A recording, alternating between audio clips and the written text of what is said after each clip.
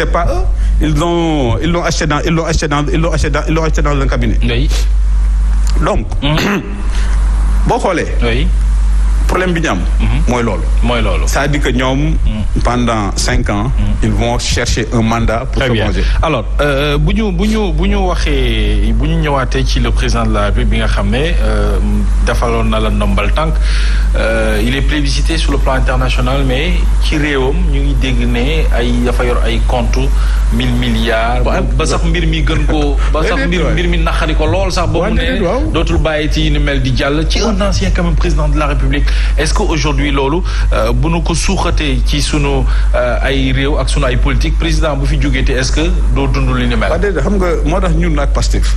il y a un mur de séparation sur le plan des valeurs et sur le plan des principes. Et c'est pourquoi on dit la meilleure leçon qu'on peut donner à Pastef de ne pas être comme eux. La meilleure vengeance c'est de ne pas ressembler à son adversaire comme disait Marc Aurèle. Mais kan ma fa 1000 milliards yi. oui anamu. di Ousmane Sonko moo ni gis na benn compte boo xam ne un proche du régime. am na 1000 milliards. son président de l'Assemblée nationale.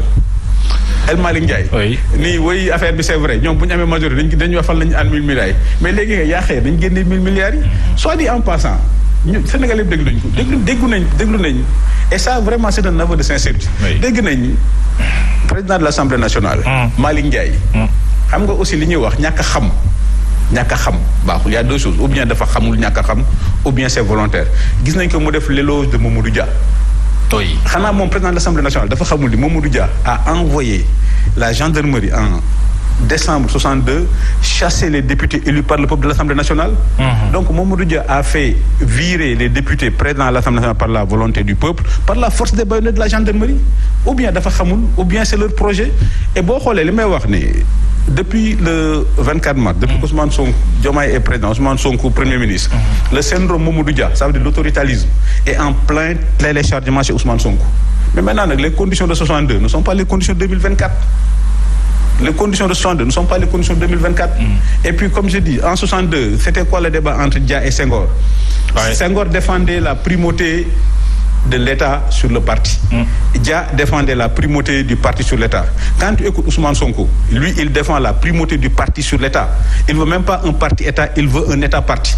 Et c'est pourquoi je dis souvent que les gens de parti ne cherchent pas à convaincre, ils cherchent à convertir. Et les partis fanatiques là, ils ne cherchent pas à convaincre les gens, ils ne cherchent pas à convaincre, ils cherchent à convertir. Et c'est pourquoi les magistrats du projet, journalistes du projet, donc c'est entre eux et le reste du Sénégal. Il faut que nous sachions que dans une république et une démocratie, PASTEF est une association privée. PASTEF n'est pas au-dessus de l'État. PASTEF n'est pas au-dessus de la République. Et donc, c'est pourquoi nous ne sommes pas d'accord avec la façon dont ils sont pris pour essayer de dédommager ce qu'ils appellent, entre guillemets, les victimes. Oui, et ça est défini par la loi. Oui, d'ailleurs. Alors, sans que vous ayez brossé, l'affaire Barthélémy Diaz, dafa xaw a bett ñu bari ci jàppoon nañu ne rupture bi ñu waxoon ne dootuñu ko gisati ñu ngi ko continuer di gis parce que jàppoon nañu ne ab maire duñu ko xajee ba mbiru Khalifa Sall jàllee yooyu xalaatoon ne yooyu moom dootu fi amati. Alors sur cette actualité là mbiru Barthélémy Diaz dafa mel ni jafe-jafe bi ñu doon gis ci campagne électorale bi mooy ñëw. maintenant ba ci loolu mooy vengeance. mooy vengeance bi loolu la ñuy wax état légal, c'est-à-dire l'utilisation de l'État à des fins politiciennes. C'est-à-dire li mu dàqee Barthélémy, c'est un état légal, c'est-à-dire que c'est la différence entre état légal et état de droit. C'est-à-dire personne ne peut douter de la légalité qu'ils ont invoquée. Personne ne peut douter de ça. C'est-à-dire c'est légal. Mais est-ce que c'est moral? Est-ce que c'est opportun? C'est-à-dire c'est la violence, la brutalité. Il vient d'être élu député. Maire de Dakar, il n'y a même pas un délai de courtoisie que tu utilises tous les moyens de l'État parce que, comme je dis, ils ne cherchent pas à convaincre, ils ne cherchent pas à convertir. C'est pourquoi dans mon dernier papier, j'ai dit ils punissent Barthélémy Diaz parce que Barthélémy Diaz s'est apostasié parce qu'il ne croit plus au symptôme qu'est Ousmane Sonko. Et c'est ça la violence des partis fanatiques. Pour nous, ils ont la vérité déjà. Et quand quelqu'un croit qu'il a la vérité, il ne peut pas discuter. PASTEF est un parti fanatique. Et c'est pourquoi quand je compare le fonctionnement de PASTEF au parti nazi, les gens sont choqués. Mais c'est la même. La finalité n'était pas la même. Mais les méthodes et les pratiques sont les mêmes. Ça veut dire qu'ils ne cherchent pas à convaincre, ils ne cherchent pas à discuter, ils cherchent à convertir. Parce que pour nous, leur symptôme là est sacré. Or, en démocratie, tout est relatif. Tout est relatif. Et c'est ça qui a expliqué la violence. Et c'est ça qui a expliqué la violence. C'est ça qui fait, c'est ce fanatisme-là, c'est ça qu'ils veulent utiliser pour considérer leurs militants qui sont blessés pendant les affrontements avec les forces de l'ordre comme des martyrs. Et quand tu vois ce qui était important chez les nazis faisaient la même chose avec le drapeau taché de sang. nga xam ne ñoom dañuy ñëw les blessés dañuy ñëw devant Hitler devant. c'est pas possible. mi ngoog alors bokk na ci li mu bëgg jëlee fi muy l'état partisan le premier ministre. oui ñu jàpp ne yéen moom en terme de état partisan moom yéen meilleur par rapport ak loolu. mais ñoom état partisan li may wax que Pastef ne cherche pas à convertir ça veut dire que ñoom c'est même pas parti état ñoom ils veulent l'état parti. Ah oui? Oui, mais bien sûr. Il veut l'état parti. Non, il veut l'état parti. Même bu dee le président def na effort ba démissionner dans toutes les instances. Oui, non, mais ça dit, il faut pas qu'ils nous prennent pour des plaisantins. Oui. Mais regardez l'histoire d'appel d'offres là, dont le président a parlé. Mais bien sûr. Mais yan postes les pourvoir, tous les postes ont été pourvus.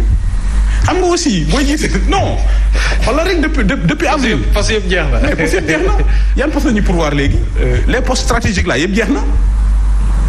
poste stratégique poste yëpp jeex na boo xoolee les postes là qui sont les plus importants yëpp joxe nañ ko yan moo des xam nga aussi am na yoo xam ne faut pas que ñu jàppee Sénégalais yi comme des ñu jàppee Sénégalais comme des plaisantes. La même chose li loolu la ñu waxoon oui on a mobilisé oui 4000 personnes ils ont fait un projet le projet xaar ba avril ñu ne projet bi naxee mbay la woon.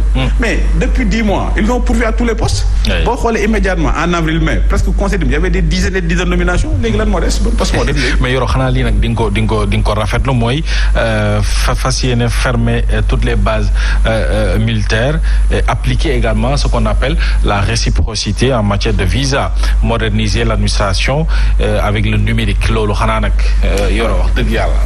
non xam nga am na temps ma dem Bamako ma gis IBK Aliou Ibrahima Boubacar Keïta mu laaj ma situation Mali ses rapports avec les puissances étrangères. ma ne ko monsieur le président si vous permettez moi je viens du Sénégal un peu de liberté je vais dire le fond de ma pensée ma ne ko vas-y ma ne ko monsieur le président. Le Mali n'a pas les moyens de son orgueil. Il faut avoir les moyens de son orgueil. Et je dis mais le Mali a commis l'erreur d'avoir sous-traité sa politique de sécurité. Il y a eu des problèmes, on fait appel à la France. Quand même. Et puis la France n'a pas été à la hauteur, donc on renvoie les Français, on appelle les Russes. Donc il faut avoir les moyens de son orgueil. Vous ne pouvez pas être dans une situation de faiblesse. Demandez des gens, viennent vous aider, après nga leen di